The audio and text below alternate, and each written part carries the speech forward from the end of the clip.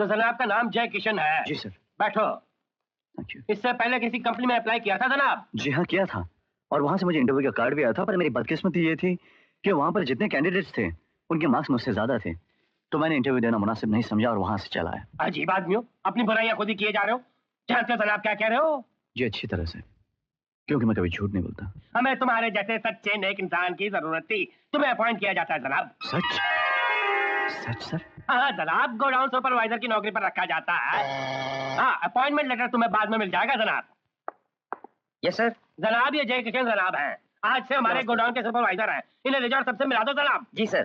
Thank you very much sir. आइए। Thank you very much. अरे अब्दुल जल्दी कर। हो गया साहब। हाँ, कितने बक्से हुए? पूरे 1000 है साहब। हाँ ठीक है। अच्छा और सुन, हाँ वो पीछे वाले जनाब, नहीं नहीं। ट्रक लोड हो गया। जी सर। कितने बक्से हैं? 1000 है साहब। सारा सामान कोल्हापुर जा रहा है, तुम साथ में जाओ। हाँ। और सारा सामान अपनी निगरानी में उतरो ना। ओके। हाँ। और सुनो, हाँ संभल के जाना, बड़ा कीमती सामान है। आप फिक्र मत कीजिए साहब, मैं साथ में जा रहा हूँ ना, चिंता करने की कोई जरूरत नहीं। साहब तेज चलाओ। अरे चला।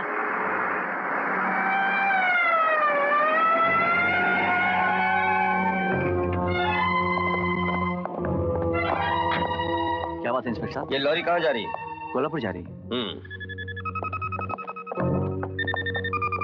इसमें क्या भरा है? रेडीमेड कपड़े हैं साहब। हवलदार। Yes sir. तलाशी लो। Okay sir. चलो।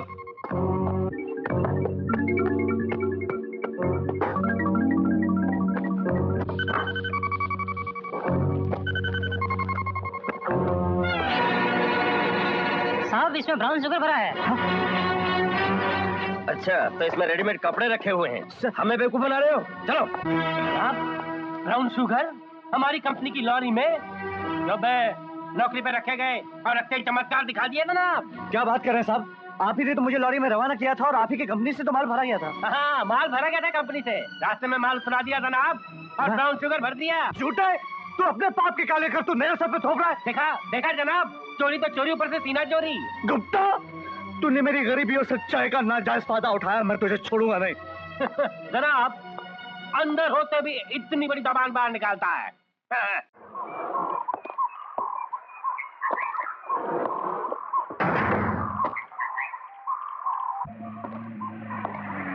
एक्सक्यूज मी,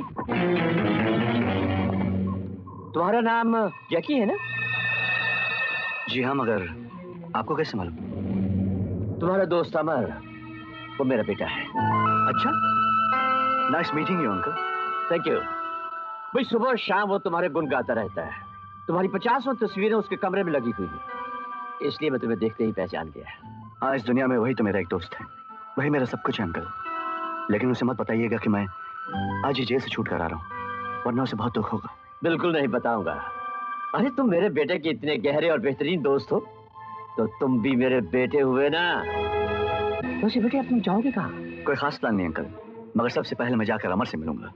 उसके बगैर 1 साल बड़ी मुश्किल से गुजरा अंकल। पता नहीं वो कितना नाराज होगा, कितना चीखेगा, कितना चिल्लाएगा मुझे देखकर। नहीं, ना वो चीखेगा ना चिल्लाएगा, वो बहुत शांत हो गया है। शांत? क्यों? तुम खुद चलकर देख लो कैसे शांत हो गया वो। आओ आओ, आओ बेटे आओ। तुम्हारा दोस्त अमर इन खामोश पत्थर की दीवारों में मौत की नींद सो रहा है। नहीं अंकल, नहीं, ऐसा नहीं हो सकता अंकल। ये हो चुका है बेटे। मेरे इकलौते बेटे को मौत के बेरहम हाथों ने जवानी में ही इस दुनिया से उठा लिया है। तुम्हारे दोस्त और मेरे बेटे ने अपने आप को फांसी लगाकर खुदकुशी कर ली। मगर क्यों अंकल? क्यों की उसने खुदकुशी? बेटे,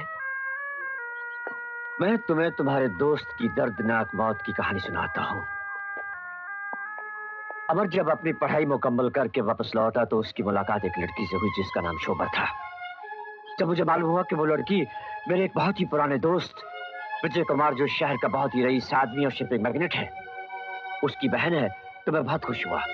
मैंने विजय कुमार के पास जाकर शादी पक्की कर दी और शादी की तैयारी शुरू कर दी। लेकिन अचानक अमर एकदम बदल गया। वो उदास रहने लगा। मैंने उससे पूछा क्या बात है, लेकिन वो हमेशा मेरे सवालों का जवाब डबडबाती आंखों से टाल दिया करता।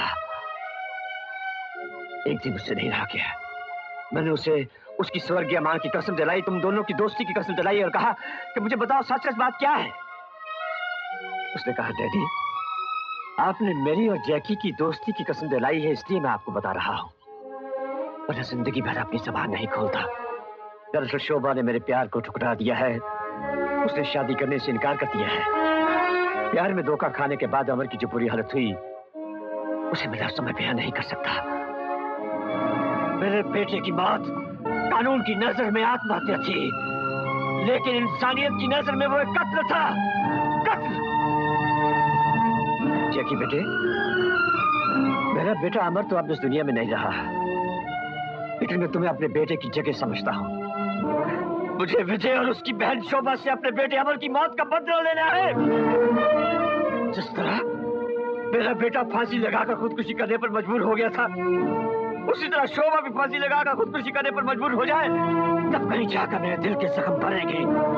मेरे बेटे और तेरे दोस्त की आत्मा को शांति मिलेगी।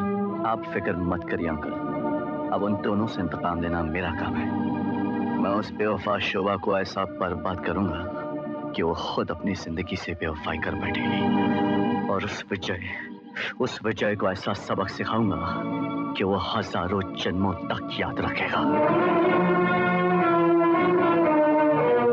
कांग्रेचुलेशन सर, सुना है आपकी बहन की शादी हो गई। थैंक यू कैप्टन, लेकिन ये सब कुछ इतनी जल्दी हो गया कि मैं किसी को इनवाइट भी नहीं कर सका, मगर बहुत जल्द तुम जैसे दोस्तों के लिए एक शानदार पार्टी देने वाला हूँ। Thank you sir, thank you. अगर इजाजत हो तो क्या मैं भी आपकी शानदार पार्टी में शरीक हो सकता हूँ?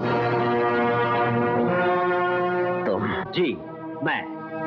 सुना आपकी बहन की शादी हो गई तो मैं मुबारकबाद देने चला आया और साथ में एक चौंका देने वाली खबर भी सुनाने चला आया हूँ।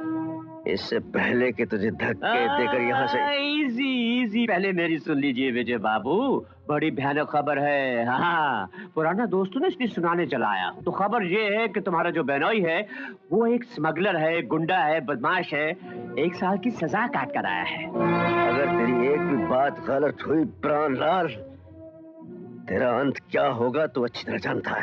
हाँ, जानता हूँ मिस्टर विजय। मेरा तुमसे ये वादा रहा कि अगर ये बात गलत निकली तो मैं अपने आप को गोली मार लूंगा।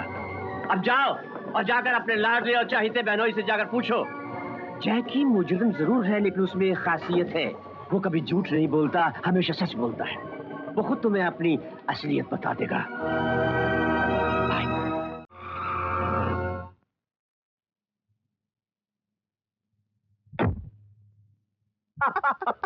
जैकी,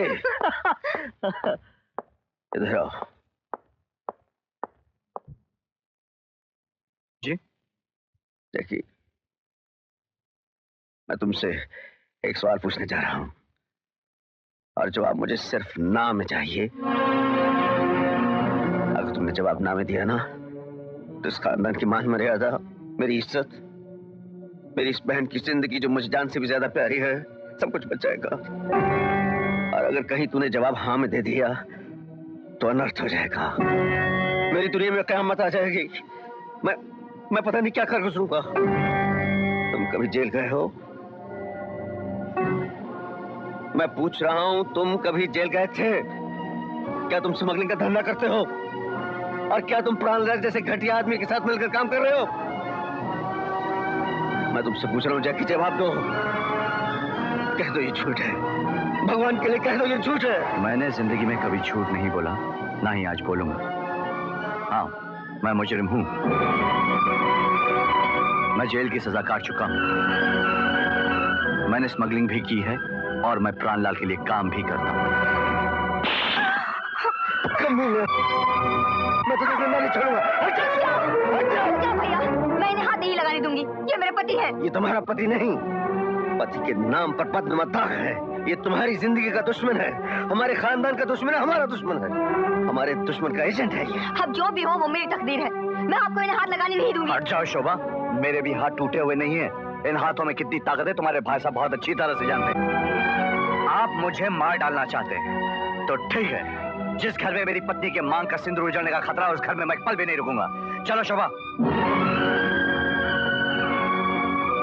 जैकी। शोभा, मैं तुमसे कह रहा हूँ, इस घर में मेरा अपमान हुआ है, मैं यहाँ एक लम्हा भी नहीं रुकना चाहूंगा। अपमान? अरे अपमान मान वालों का होता है, तो जैसे बेईमानों का नहीं। मेरी बहन इसी घर में रहेगी और तू जैसे मुजरिम के साथ कभी नहीं जाएगी। मैं तुमसे बात नहीं कर रहा हूँ। शोभा तुम मेरे साथ चल रही हो या नहीं? हरगिज़ नहीं, बल्कि वो तुझसे तलाक देगी। तेरे गुनहगार हाथों से अपना दामन हमेशा हमेशा के लिए छुड़ा लेगी। Get out from here.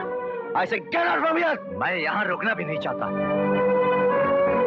रुक जाओ जैकी, मैं भी तुम्हारे साथ चलूंगी। नहीं शोभा, तुम इसके साथ नहीं जाओगी। ये तुम्हारे लायक नहीं है, ये तुम्हारा पति कहलाने के लायक नहीं है। इसके साथ तुम्हारी शादी मेरी जिंदगी की सबसे बड़ी भूल थी और उस भूल का इलाज तलाक है। नहीं, मैं ऐसा हरगिज नहीं कर सकती। अब चाहे सुख हो या दुख, जिंदगी हो या मौत, जो भी होगा उनके साथ रहकर ही होगा। वो मेरे पति है, मेरे परमेश्वर है। शोभा, मेरी बहन, मेरी बात मान ले। देख, मैं तेरी बर्बादी नहीं देख सकता। ये तेरी शादी नहीं, एक बहुत बड़ी चाल है और उस चाल का खतरनाक मोहरा ये है। तलाक ले ले, मेरा कहना मान, तलाक ले ले। भाभी, भैया मुझे तलाक लेने के लिए कह रहे हैं।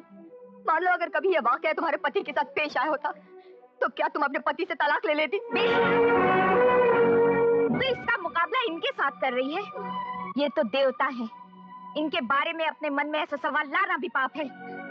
शुक्रिया भाभी, थप्पड़ मारकर गुस्से में ही सही, मगर आपने मेरे सवाल का ठीक जवाब दे दिया। भाभी, मेरे भैया से कहो कि अगर उनके आदर्श हैं, तो मेरे भी आदर्श हैं। उनकी पत्नी अगर पति को देवता मानकर पूजा कर सकती है, तो मेरा धर्म भी मुझे यही सिखाता है। मैं गलत कदम उठाकर अपने धर्म का अपमान नहीं कर सकती। ना शोभा, शोभा ये घर छोड़ के मत जा। देख, मैं तेरे बगैर मर जाऊंगा। शोभा, मैंने तेरी हर ख्वाहिश पूरी की है, तुझे बाप का लाड, माँ की ममता सब कुछ दिया है। मेरी बहन मत जा। भैया, मैं अपना फैसला नहीं बदल सकती। शोभा, अगर तुम्हारी जिद भाई के प्यार से ज्यादा बड़ी हो गई है, तो जा, चली जाए यहाँ से। लेकिन एक बात सुन ले, आज के बाद तेरे लिए इस घर के दरवाजे हमेशा के लिए बंद है। ठीक है, शादी के बाद औरत की जगह अपने रिश्तेदारों के दिल में नहीं, अपने पति के दिल में होती है, उसके घर में होती है।